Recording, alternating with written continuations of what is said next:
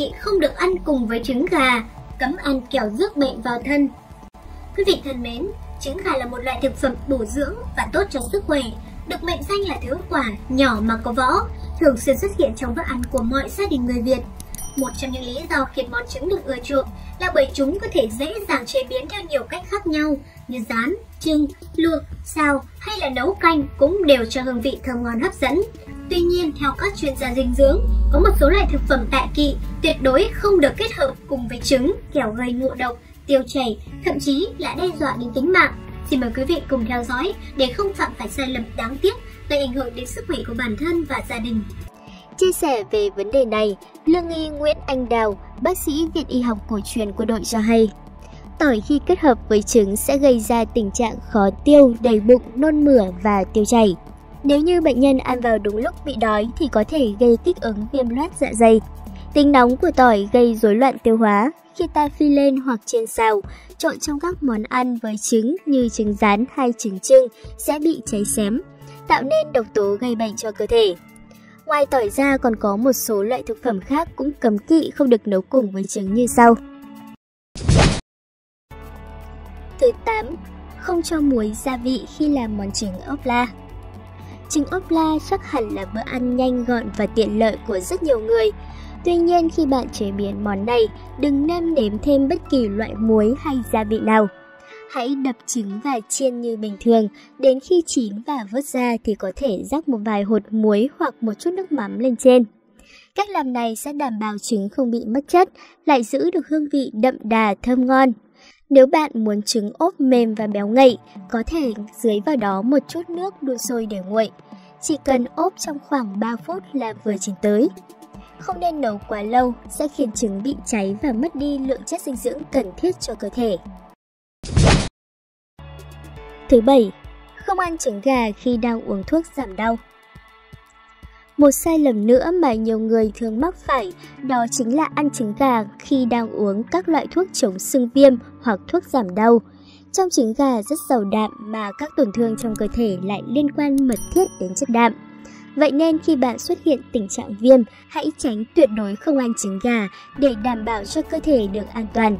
Nhất là khi đang gặp vấn đề như tiêu chảy, đau dạ dày, viêm đường ruột thì không được ăn trứng, vì lúc này trứng sẽ cản trở quá trình tiêu hóa và khiến bạn khó hấp thu được nguồn dinh dưỡng cần thiết để mau chóng khỏi bệnh. Thứ 6. Không ăn trứng gà với óc heo. Có vẻ đây là sự kết hợp khá kỳ lạ, nhưng theo chiều hướng xấu và bạn cần ghi nhớ và tuyệt đối tránh xa. Khi nấu trứng gà chung với óc heo sẽ gây tăng cholesterol xấu ở thành mạch máu, làm cho bệnh nhân bị tắc nghẽn mạch máu, tăng huyết áp đột ngột và các biến chứng như nhồi máu cơ tim, thậm chí dẫn đến đột quỵ. Món cháo trứng gà nấu với óc heo hoàn toàn không tốt cho sức khỏe. Nếu dùng để bồi bổ cho người ốm sẽ khiến cho bệnh càng thêm trầm trọng hơn. Thứ 5. Không ăn trứng cùng với thịt ngỗng, thịt thỏ. Mặc dù đây không phải là những loại thịt phổ biến mà chúng ta vẫn ăn hàng ngày, nhưng tôi vẫn muốn cảnh báo để các bà nội trợ cẩn thận hơn trong quá trình nấu nướng. Biết đâu chúng ta sẽ tránh được các sai lầm bất ngờ trong tình huống nào đó. Tuyệt đối không nên ăn trứng cùng với thịt thỏ, thịt ngỗng, vì hai loại thịt này có tính hàn lạnh và chứa nhiều hoạt tính sinh học. Khi ăn chung với nhau sẽ gây ra phản ứng kích thích hệ tiêu hóa, gây nôn mửa, tiêu chảy và sốc phản vệ.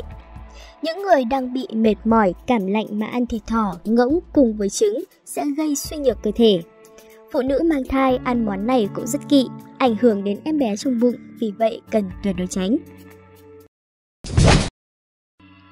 Thứ 4. Vừa ăn trứng xong không nên ăn quả hồng.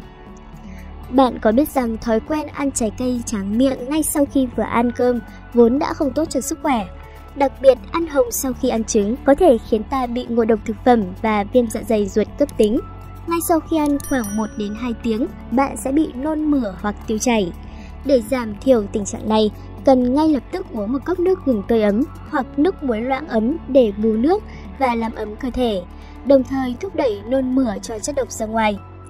Sau đó phải dùng thuốc sổ nhuận tràng để loại bỏ các chất độc hại ra khỏi cơ thể. Tốt nhất là hãy ghi nhớ không bao giờ ăn hồng ngay sau khi vừa ăn trứng bạn nhé.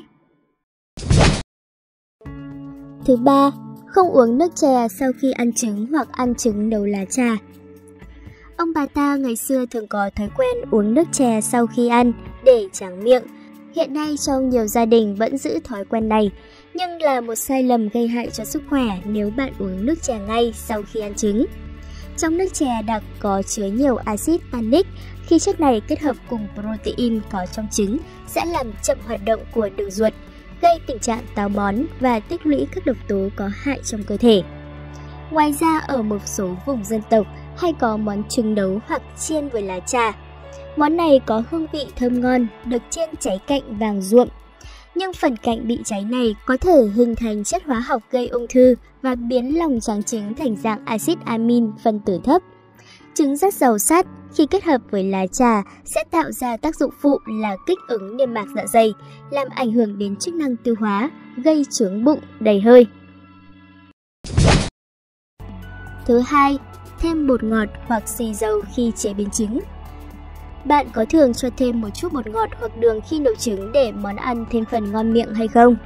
Kỳ thực đây là sở thích của rất nhiều người, nhưng hai thứ gia vị này khi được nấu chung với trứng dưới tác dụng của nhiệt độ cao sẽ sản sinh ra một chất có tên gọi là lysine. Chất này làm phá hủy thành phần amino acid hữu ích trong trứng đối với cơ thể con người. Bên cạnh đó, do lysine có tác dụng đông máu nên sử dụng quá nhiều món ăn kết hợp giữa trứng với xì dầu và đường sẽ khiến cho mạch máu bị tắc nghẽn, khó lưu thông. Sau khi đi vào cơ thể sẽ gây nguy hiểm. Một số bà nội trợ hay có thói quen dùng nước hàng để lấy màu đẹp mắt khi chế biến món thịt kho trứng. Tuy điều này không gây đe dọa đến tính mạng, nhưng bạn chỉ nên hạn chế ở mức độ vừa đủ, tránh làm dụng quá sẽ khiến cơ thể khó hấp thu. Ngoài ra, trong bữa ăn sáng của nhiều người thường có món bánh mì trứng ốp la ăn kèm với xì dầu được rất nhiều gia đình lựa chọn và ưa thích. Trên thực tế, cheese pin trong xì dầu khi kết hợp chung với lòng trắng trứng sẽ gây tổn thất các thành phần dinh dưỡng, làm giảm giá trị của trứng, khiến cơ thể không còn hấp thu được nhiều dinh dưỡng khi ăn món này. Thứ nhất, không ăn trứng uống sữa đậu nành. Có rất nhiều bà mẹ thường chọn trứng ốp và sữa đậu nành là một thực phẩm lý tưởng cho bữa ăn sáng của con mình trước giờ đi học vì muốn cung cấp đầy đủ dưỡng chất ngay từ buổi sáng. Các bé cũng thường có thói quen uống sữa ngay sau khi ăn trứng cho đỡ khát. Nhưng thực sự đây là một sai lầm có thể gây đe dọa nghiêm trọng đến sức khỏe. Trong sữa đậu nành có chứa nhiều chất đạm thực vật, chất béo, carbon hydrate cùng các vitamin và khoáng chất có tác dụng bổ dưỡng thể lực rất tốt. Tuy nhiên, trong sữa đậu nành cũng có chứa chất cheesepin. Khi kết hợp với trứng sẽ làm ức chế hoạt động của các cơ quan của cơ thể con người, làm trì trệ hệ tiêu hóa và giảm khả năng hấp thụ dinh dưỡng. Ngoài ra, sữa đậu nành còn chứa proteidasa, gây kiềm chế đạm trong trứng gà, làm ảnh hưởng đến hệ tiêu hóa và gây ngộ độc tức thời. Các bà, các mẹ hãy lưu ý điều này, đừng bao giờ cho con ăn trứng cùng với sữa đậu nành, kẻo nguy hiểm khôn lường. Vâng thưa quý vị, trên đây là những sai lầm rất phổ biến mà nhiều người mắc phải khi ăn trứng, vừa làm mất giá trị dinh dưỡng, lại gây ảnh hưởng nghiêm trọng tới sức khỏe. Chúng ta cần hết sức lưu ý để tránh không mắc phải. Bạn có suy nghĩ và cảm nhận như thế nào? Hãy chia sẻ suy nghĩ và cảm nhận của bạn bằng cách comment bên dưới. Nếu bạn thấy video này hay, hãy like và share thật nhiều người. Và đừng quên bấm subscribe để xem những video mới nhất của Nhận Biết Bệnh. Còn bây giờ, xin chào và hẹn gặp lại.